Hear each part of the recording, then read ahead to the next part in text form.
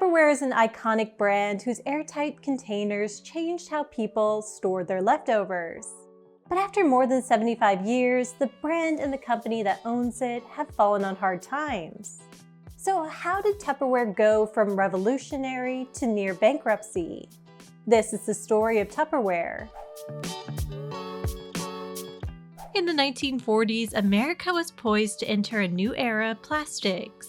Once considered a mere substitute for other materials, plastics was rapidly becoming the medium of choice for making countless things.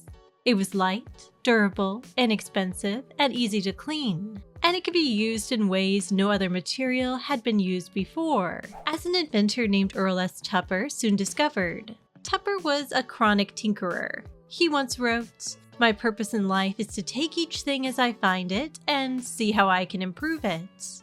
One day he took a block of polyethylene home from work. Polyethylene is a waste product left behind by the oil refining process. And up until this point, it had mostly been used as insulation for wires and cables. According to the Smithsonian, polyethylene was brittle, greasy, and waxy. But when Tupper heated it until it was liquid and carefully injected it into a mold, it became translucent and flexible. And it was durable. In fact, it seemed unbreakable, aside from pouring boiling water on it or slicing it with a knife. Now, at the time, plastics were still in their infancy, and quality was variable at best. To distinguish his invention from lower quality plastics, Tupper dubbed his new material Poly-T. He began using Poly-T to make all kinds of things: poker chips, a cigarette case, and a line of kitchen storage and serving containers branded Tupperware. Tupperware was revolutionary. Most plastic kitchen or tableware at the time was trying to mimic conventional materials like china or glass that were rigid, heavy, cold, and very breakable. Tupperware was light, flexible, warm, and nearly indestructible. It was tasteless and odorless, making it ideal for food. Its flexibility meant it could be squeezed to form a spout shape for easy pouring, or pushed into the available space in a crowded refrigerator. And its flexible lids and covers could form a tighter seal than more conventional rigid materials. Above all, Tupperware was considered beautiful. House Beautiful magazine called it fine art for 39 cents, comparing it to jade, alabaster, and pearl. Interiors magazine called it exceptionally beautiful in form and color and eminently representative of good design. The Metropolitan Museum of Modern Art even placed 2 Tupperware bowls in an exhibit of useful objects, recognizing Tupperware not only for its design, but also for its price and functionality. But despite glowing reviews from leading publications and art institutions, Tupperware didn't seem to be catching on with ordinary consumers. As Businessweek put it in 1954, in retail stores, Tupperware fell flat on its face. A problem seemed to be one of the product's biggest selling points: the patented Tupper Seal. The Tupper Seal was advertised as a flexible, liquid, and airtight lid that promised to keep foods fresh and protected. But using the lid correctly wasn't exactly intuitive.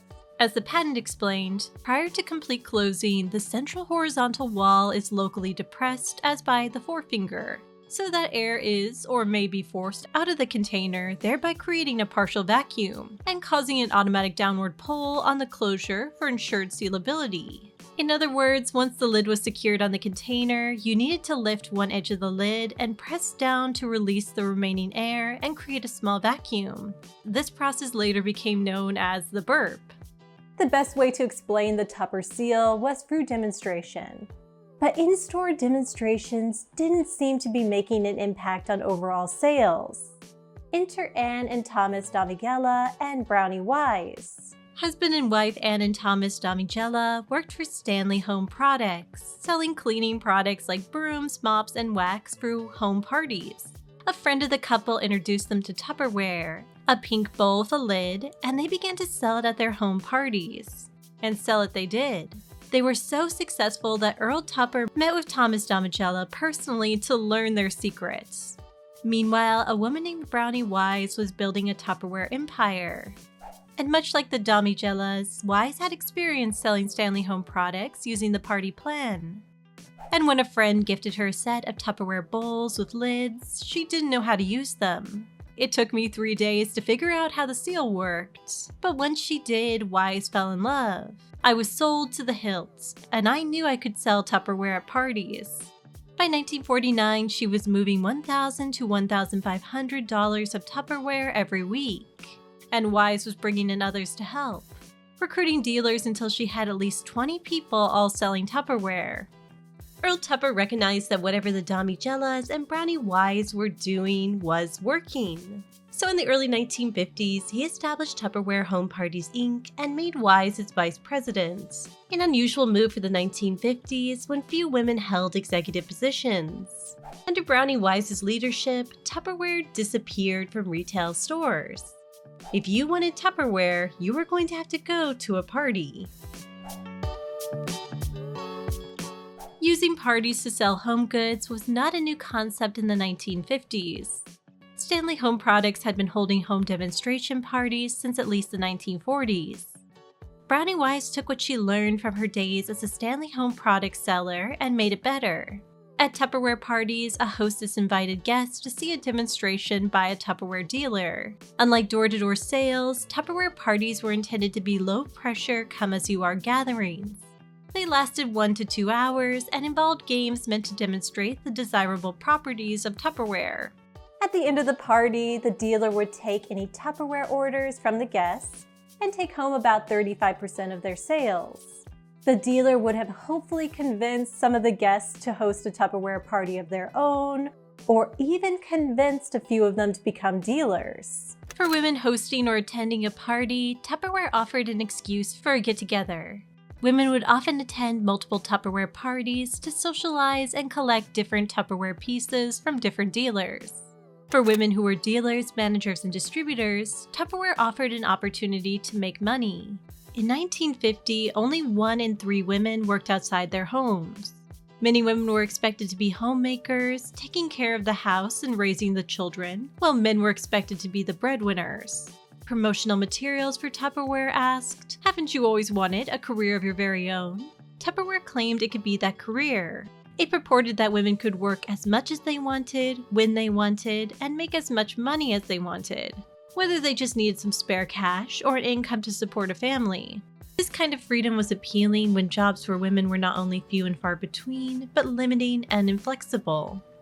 Now, it's important to pause here and talk about the fact that Tupperware used a form of direct sales called multi-level marketing, or MLM. MLMs involve selling products to your friends and family and recruiting people to join the MLM with you. Women who joined Tupperware started out as dealers, meaning they demonstrated and sold Tupperware at parties. They were paid by commission. The more dealers sold, the more commissions they made. A dealer was the lowest level of the Tupperware sales structure, or bottom of the pyramid. If a dealer was successful at selling Tupperware and recruiting other women to become Tupperware dealers, they could be promoted to a manager. A manager was the second level, or middle of the pyramid. A manager would receive a percentage of her recruit's sales in addition to her own. And if a manager was particularly successful, she could become a distributor, operating her own Tupperware warehouse and running an organization of dealers and managers. The distributor was at the top of the pyramid and reaped the greatest rewards from the Tupperware sales system. And while Tupperware used multi-level marketing, it was not a pyramid scheme, or where the company focuses more on recruiting new members and having them buy into the system versus actually selling a product. And Tupperware's system initially worked because it had a commodity that consumers wanted and could only get through the system, generating sales and commissions at all levels of the pyramid. In addition to commissions, the Tupperware sales plan also promised rewards and incentives for dealers and hostesses for achieving milestones along the way, ranging anywhere from a silver tray to a Cadillac to your weight in Tupperware. And every year, Tupperware dealers, managers, and distributors would meet at an annual Jubilee at Tupperware Home Parties headquarters in Florida. The Jubilee was described as a sales training meets high school homecoming. Lavish prizes were awarded to the top sellers. Diplomas were given in a candlelight ceremony to certified Tupperware managers. And activities included digging for treasure or having wishes granted by a fairy. The result was that women felt recognized and like they were part of something bigger. As one distributor said, "I don't know how it is, but Tupperware has become a religion with me." Brownie Wise's strategy had paid off. By 1954, Tupperware home parties had grown from 200 dealers to approximately 9,000, 95% of whom were women. Retail sales were estimated at $25 million, triple the sales of a year earlier. While admiring her handiwork, she told Businessweek magazine, "I have everything I want right here. I hope it never ends." But trouble was brewing inside the Tupperware Corporation, and in just a few years, Brownie Wise would find herself pushed out of the company she had helped succeed. Earl Tupper and Brownie Wise could not have been more different. Tupper was the epitome of the eccentric inventor. He was brilliant, but odd, and he hated the spotlight. The very thought of public speaking made him feel sick. Brownie Wise was brilliant, but charming. She knew how to make people feel good about themselves, and she had no problem talking in front of large groups. So Earl Tupper continued to invent and design new Tupperware products behind the scenes, and Brownie Wise became the public face of the brand. For a while, this agreement seemed to work. Wise handled the interviews. Major publications called her Sunshine Cinderella, and she even became the first woman to appear on the cover of Businessweek magazine. But for all their differences, Tupper and Wise had one major similarity. They were both stubborn, and they argued. Each believed that they knew the best way to manage the company. Their business relationship began to deteriorate as Brownie Wise was given more and more credit for Tupperware's success, and Earl Tupper's contributions seemed to be ignored. Tupper began to worry the home parties, jubilees, and extravagant premiums and rewards were overshadowing the value of Tupperware itself. What happened next isn't exactly clear, but in January 1958, Brownie Wise abruptly left Tupperware. Shortly after, Earl Tupper sold his company to Rexall, a major drugstore corporation. When she was interviewed by Florida Magazine in 1987, Wise told reporter Charles Fishman to, quote, "just say the company was changing hands and I decided not to go along." At the time in 1958, Earl Tupper announced Wise's departure as a semi-retirement, in which she would leave her position as vice president to spend more time at home and with her family. He added that Wise would remain an advisor for Tupperware and was, quote, "still an important member of the Tupperware family." But despite Earl Tupper's claims, Brownie Wise's sudden departure didn't appear to be voluntary. According to Alison Clark's book, Tupperware, The Promise of Plastic in 1950s America, Wise was given a semi-retirement package from Tupperware with a one-time payment of $30,000. The package essentially included a non-compete clause stipulating that Wise not go to any of Tupperware's competitors. When Wise started her own consulting and public relations firm, Earl Tupper was not happy. He reportedly planned to retaliate by making sure that any potential customers would know that she had not resigned but had been forcibly removed from the Tupperware organization. In June 1958, Brownie Wise filed 3 lawsuits against Tupperware, totaling $1.6 million in damages. The lawsuits alleged that the company, Earl Tupper, and members of its board of directors had maliciously conspired against Wise to get her to agree to an informal contract of employment, which they then reneged on. It also accused the defendants of conspiring, quote, "for the purposes of harassing the plaintiff and ruining her reputation in the business world, and putting her out of business and otherwise injuring her." Earl Tupper and his company later settled with Brownie Wise. Tupper and Wise's breakup was bitter. According to the PBS documentary Tupperware, Brownie Wise tried to lure dealers away from Tupperware to join another direct sales company, Cinderella International Corporation, which sold cosmetics and cleaning supplies. She was unsuccessful and the company folded just 1 year later. For his part, Earl Tupper attempted to erase Wise from Tupperware, writing her out of the company's official histories. Following her dismissal from Tupperware, Brownie Wise attempted to start her own companies using the direct sale tactics that had made Tupperware so successful. But none of these companies really took off. For the remainder of her life, she consulted for other direct sales companies while dabbling in real estate and art. Following the sale of Tupperware to Rexall, the company continued to operate much as it had before, and sales continued to grow. By the time of Earl Tupper's death, they had reached $800 million. But the world was changing. More women were entering the workforce. They had other ways to earn money. And they had less time to attend Tupperware parties or to sell Tupperware. In 1983, for the first time, Tupperware sales remained flat, and then they began to decline. Between 1986 and 1991, sales dropped from about $330 million to $257 million. Over the same period, the number of Tupperware dealers declined from more than 31,000 to nearly 25,000.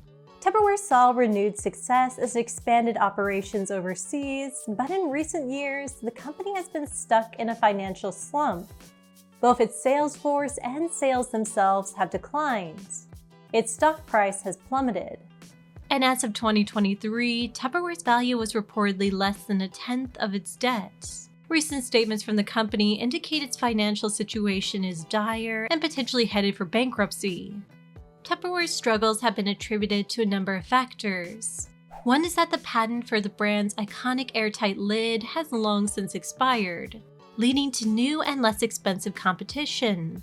Other companies like Glad, Rubbermaid, and Ziploc offer their own versions of food storage containers. More restaurants now use resealable plastic containers for to-go and food delivery services.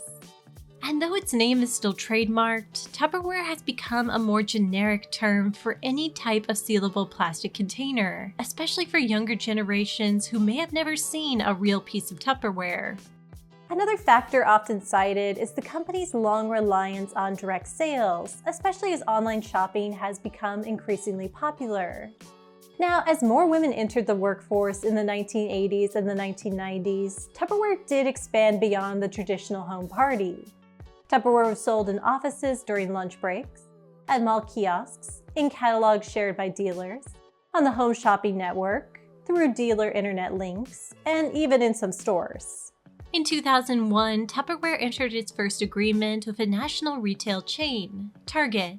But according to Tupperware, the agreement hurt its core direct sales business and so was short-lived.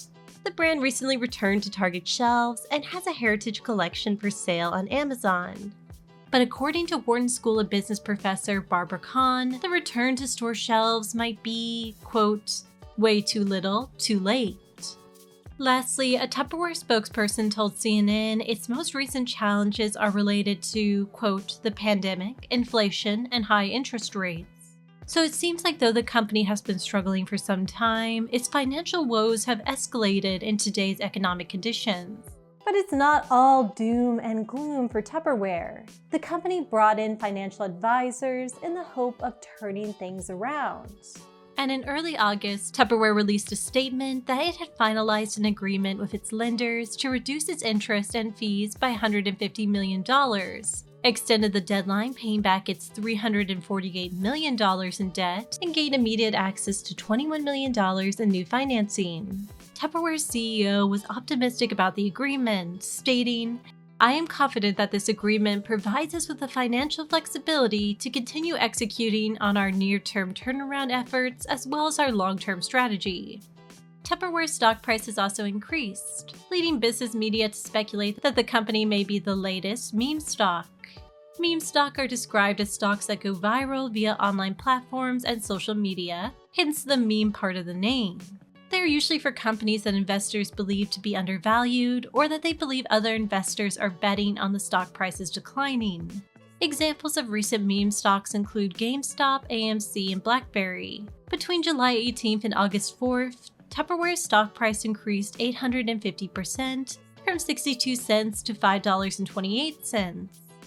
As of the writing of this video, Tupperware's stock was at less than $3. So, will Tupperware become a relic of a bygone time? Or will the company be able to turn things around and innovate? Only time can tell. But regardless, the Tupperware name will live on, and the brand will continue to be an iconic piece of American history. Thank you so much for watching. I really hope you enjoyed this look back at the history of Tupperware. If you like this video and would like to hear more about the history of companies, products, and brands, please consider giving this video a like and subscribing to my channel below. Thank you again, and I'll see you next time.